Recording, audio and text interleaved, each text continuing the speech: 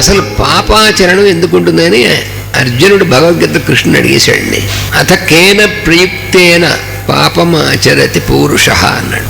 దేని చేత ప్రేరితుడై మానవుడు పాపాన్ని చేస్తున్నాడు అనే ప్రశ్న వేశాడు. అప్పుడు స్వామి అన్నాడంటే కామ ఏష క్రోధ ఏష రజోగుణ సముద్భవ. రజోగుణం ప్రభావం వల్ల కామము క్రోధము అనేటువంటివి ఈ రెండు బాగా యాక్టివేట్ అవుతాయి. ఎప్పుడైతే అలా అయ్యాయో మనస్సుకి అప్పుడు వాడు తప్పకుండా పాపాచరణం అనేటువంటిది తిరుగుతాగా. అసలు ఈ రజోగుణం తీసేస్తే రజోగుణం వల్ల కదా, మరి రజోగుణం ఎందుకండి నువ్వు సృష్టించావు ఎందుకు? తమోగుణం రజోగుణం అసలు సత్వగుణం ఒకటి సృష్టించి ఊరుకోవచ్చుగా, నువ్వు ఊరుకున్నవాడు ఊరుకోకుండా. రాక్షసులు మొదలైనటువంటి వాళ్ళందరినీ ఎందుకు సృష్టించాడు భగవంతుడు? ఒక్కోసారి అన్నీ వస్తాయి మనకి ఇలాంటివి. ఒక మెషిన్ పనిచేస్తాడు, జనరేటర్ పనిచేస్తుంది. ఆ జనరేటర్ పనిచేస్తే మరి మన పవర్ జనరేట్ అవుతుంది కదా.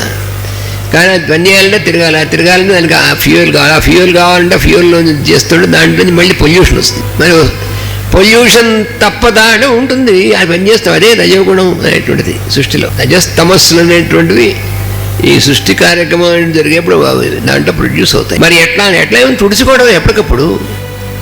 నీకు అద్దం మీద రోజు దష్టి పడుతుంటే ఏం చేసుకుంటున్నావు? తుడుచుకుంటున్నావా లేదా? అసలు రహస్యం ఏంటంటే సృష్టి కార్యక్రమంలో కూడా పొల్యూషన్ అనేటువంటి ఏర్పడుతూ ఉంటుంది. అదే రాక్షసులు వాళ్ళు ఇవన్నీ కూడా ఏర్పడుతుంటాయి. పుణ్య పాపకర్మలు చేసేటువంటి వాళ్ళు ఇవన్నీ దాన్ని ఎప్పటికప్పుడు క్లియర్ చేసుకో అని అక్కడెక్కడో వాళ్ళు పుట్టడమే కాదు, మన మనస్సులోనే అన్ని పాపక ఆలోచనలు వస్తూ ఉంటాయి. వాటిని మనం ఎప్పటికప్పుడు ఏ రోజు పోగొట్టుకుంటూ ఉండాలి.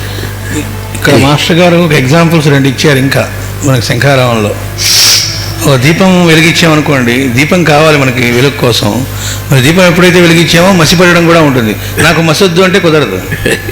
ఇల్లు కట్టుకున్నాం, బూజు పట్టడం మొదలవుతుంది. బూజు ఉండకూడదండి, కుదరదు. అలాగే పిల్లల్ని కన్నప్పుడు చుట్టూ మావి దాన్ని తీసేస్తాం. ఎందుకంటే దేవుడు కామన్ సెన్స్ లేదు, ఆ మావి అసలు ఎందుకు పెట్టాడు? లోపల మావి లేకపోతే పిల్లాడు సేఫ్గా ఉండడు. అసలు ఎంబ్రియో డెవలప్ అవ్వదు. కాబట్టి సృష్టిలో అది న్యాచురల్గా ఉన్నటువంటి ఫినామినా. ఆ మురికి, ఆ పొల్యూషన్ అవన్నీ అనేటువంటిది కూడా కలిసే సృష్టి అంతా.